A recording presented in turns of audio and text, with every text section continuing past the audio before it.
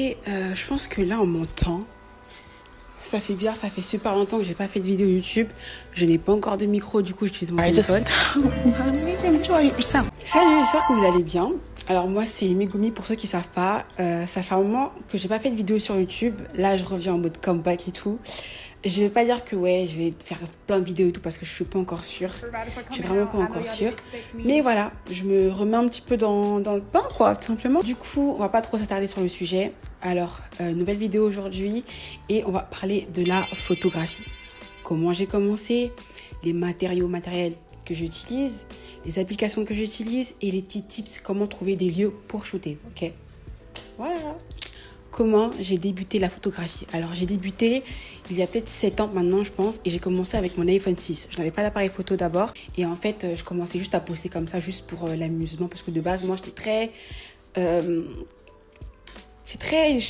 très passionnée plutôt de mode et de stylisme mais pas de photographie, pas forcément. J'aimais bien prendre des photos mais sans plus. Mais j'ai commencé à éditer certaines photos, à prendre des photos avec mon iPhone 6, etc. Et quand je les postais sur Instagram, les gens pensaient que j'avais un argentique alors que pas du tout. C'est juste que je savais éditer sur Lightroom. Du coup, ça a commencé comme ça. Mes potes ont commencé un petit peu à me chauffer. Mais Méga, tu devrais commencer à te mettre vraiment dans la photographie parce que tu prends vraiment bien les photos et tout. Je me suis dit pourquoi pas. Du coup, chez moi, on a un appareil photo familial. Je vous le montre parce que j'utilise encore aujourd'hui. Celui-là. Et du coup, je l'ai pris et j'ai commencé à faire mes premiers shoots. Et voilà, c'est comme ça a commencé. Donc, on va dire que j'ai commencé à être passionnée de mode. On va dire que j'ai commencé à être passionnée de photographie il y a 7 ans. Et j'ai sérieusement commencé il y a 3 ans, 4 ans, pas plus. Les appareils que j'utilise. Alors, il n'y en a qu'un seul en vrai de vrai. Il n'y en a qu'un seul. C'est celui-là, du coup. Voilà. C'est un Samsung Red, je ne sais pas combien. Je vous mettrai la ref en barre d'infos ou à côté, je sais pas.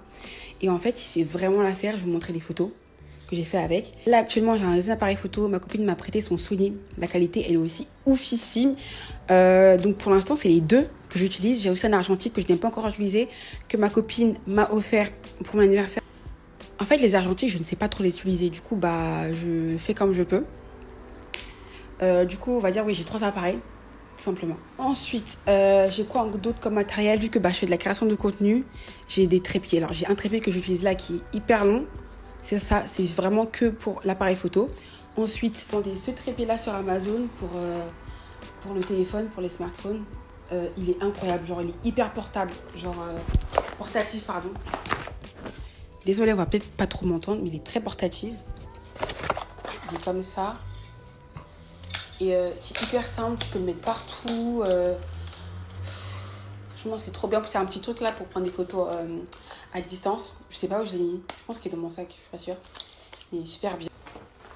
On m'a offert pour mon anniversaire. Il y a un micro et tout. C'est trop bien. J'en ai 2 d'ailleurs. Mais celui-là, il est beaucoup plus court. Je vous montre. Ça se voit que je n'utilise pas beaucoup. Il est beaucoup plus court.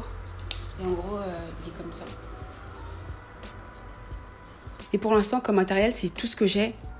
Avec aussi ma LED que j'utilise juste devant. J'en ai 2. J'en ai une ring light. J'ai 2 LED. J'ai celle-là et j'ai une autre. Elle est toute ronde. Je ne sais plus où je l'ai mis elle aussi. Mais c'est tout ce que j'ai pour l'instant. Comment j'édite mes photos? Alors, pour éditer mes photos, c'est très simple. J'utilise 3 applications et je fais sur mon téléphone. Alors, première application que j'utilise, c'est Lightroom. Lightroom, bon, en ce moment, c'est un peu payant parce que moi et Photoshop, c'est pas trop ça. Je sais pas encore l'utiliser. Donc, j'utilise Lightroom. Ça fait le taf. Je trouve que ça fait le taf. Et Pixar, pour moi, c'est un peu comme Photoshop, mais il faut savoir vraiment bien l'utiliser. Sinon, franchement, il y en a qui pensent que ça fait un petit peu quiche, mais moi, j'arrive bien à l'utiliser. Du coup, c'est facile pour moi. J'ai mis utiliser Pixar. D'ailleurs, j'ai acheté pour l'année entière. Du coup, ça fait que j'ai toutes les applications. Je peux tout faire. C'est trop bien. La dernière application, c'est pas forcément pour les photos. Plus comme je fais beaucoup de vidéographie, j'utilise CapCut. Je pense que ça, tout le monde connaît CapCut. Y a rien à dire sur cette application. C'est juste génial. C'est juste génial. Juste avant, tout était gratuit. Maintenant, c'est payant à cause de la hype. Mais sinon, voilà, c'est les 3 applications que j'utilise. Ensuite, je vais vous donner quelques tips, quelques applications pour comment trouver des lieux pour shoot. Alors, la première application que je vais vous donner, c'est Peerspace. Je ne sais pas comment on dit. Cette application-là, c'est une pépite. Tu as juste à rentrer le lieu, le thème, quel genre de lieu que tu veux. Tu veux un appartement, tu veux une maison, tu veux un jardin et tout. C'est super bien. Les prix sont abordables. Et la deuxième application, c'est Le Bon Coin. Pas mal de bons studios sur Le Bon Coin. Franchement, donc allez checker. Et c'est vraiment les deux où je vais. Il y a aussi Spot. Je pense que tout le monde connaît, enfin tous les photographes, créateurs de contenu connaissent Spot. C'est bien, mais en ce moment c'est payant. Je sais pas, en ce moment toutes les applications grave bien, ça devient payant. Je ne sais pas pourquoi. Mais là aussi, il y a pas mal de lieux qui sont pas mal. Tout ce qui est Lavomatic, station de service, parc, etc. C'est pas mal aussi. Donc ça sera les 3 applications que je pourrais vous donner pour trouver des lieux, tout simplement. Pour ceux qui veulent commencer la photographie, si j'ai un conseil à vous donner, c'est juste lancez-vous. Peu importe l'appareil que vous avez, allez-y. La seule chose que je pourrais vous conseiller de faire pour vous différencier, c'est l'édit. Mettez tout dans l'édit. Si vous n'avez pas un bon appareil photo, parce que certains ont un très bon appareil photo qu'ils ont payé à 5 000 € avec une qualité oufissime, mais quand ils prennent des photos, les shoots ne givent pas tellement, genre c'est juste une bonne qualité, mais il n'y a pas ce petit truc en mode de, oh, ok, il n'y a pas ce petit... Vous voyez?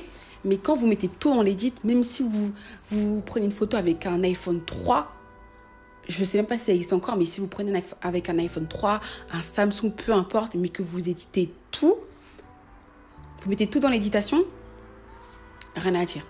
Voilà, donc ce seraient mes conseils pour vous donner. Et aussi, franchement, postez. Postez et faites votre portfolio, c'est très important. Et sur Instagram, limite même Instagram, c'est un peu votre portfolio. Donc franchement, n'hésitez pas à poster vos shoots, peu importe. Postez. Ensuite, il y a une question qu'on me demande souvent sur Instagram, comment je trouve mes modèles? C'est simple, j'ai des potes modèles. J'ai des potes modèles, du coup, c'est plus facile pour moi de trouver des modèles. Mais parfois, il y a aussi certains modèles qui viennent me demander des shoots, voilà, parce qu'ils ont bien aimé, ils aiment bien un petit peu ma vibe, etc. Et sinon, ouais, c'est mes potes en général qui sont modèles, donc je peux les shooter gratuitement. Mais si vous voulez prendre des modèles un peu, on va dire, haut de gamme, on va dire, des mannequins, des modèles qui sont dans des agences, etc. Si vous devez les DM, pensez dans un coin de votre tête qu'il va falloir les payer. Parce que comme on dit, chaque travail mérite salaire. Donc si vous allez vers un modèle ou un mannequin, dites-vous dans votre tête que vous devez au moins garder de l'argent de côté, qu'au moins, on ne sait jamais. Je vais sûrement la payer. Même si cette personne-là vous dit non, c'est pas grave, va gratuitement et tout. Franchement, dites à la personne, ouais, c'est quoi tes prix? Au moins, ça fait bonne impression, ça fait que voilà, vous prenez la personne au sérieux, que vous venez comme ça, ouais, je suis bien poser pour moi, c'est pas rémunéré. Voilà, chaque travail mérite salaire. Du coup, mais n'hésitez pas, si vous avez besoin de modèles, d'envoyer des DM aux gens. Voilà. Après, tout le monde n'est pas riche, tout le monde n'a pas assez de thunes. N'hésitez pas à DM les gens. Voilà. Ça, on ne sait jamais dans la vie. Allez à des pop-up. Voilà. Surtout, moi, je suis sur Paris et je suis pas vraiment une meuf de la sortie, etc. Mais il y a certains pop-up où tu peux vraiment te faire des contacts qui sont pas mal par rapport à tout ce qui est créateur de contenu, tout ce qui est photographie, etc. Évidemment, ne vous mélangez pas à tout le monde. C'est un vrai conseil que je vous donne. Ne vous mélangez pas avec tout le monde. Juste mélangez-vous avec les personnes avec qui vous savez qu'il y a un feeling, professionnel et humain. Très humain. Surtout le humain, je force un petit peu dessus, mais c'est très important. Ça sera tout ce que j'ai à vous dire par rapport à la photographie. N'hésitez pas à me dire si vous voulez d'autres conseils ou d'autres thèmes que je vais aborder. Mais voilà, je trouve que pour une première vidéo, c'est déjà pas mal. Du coup, c'était moi, c'était Megumi. On se dit à la prochaine pour une nouvelle vidéo. Salut!